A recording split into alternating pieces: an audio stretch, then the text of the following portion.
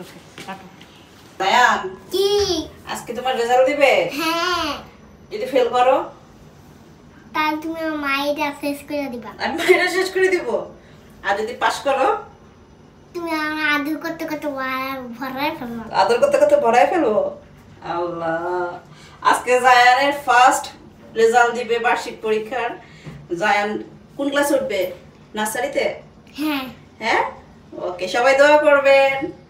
সবার কাছে দোয়া চাও দোয়া করবেন জায়ান কি রেজাল্ট দিবে আজকে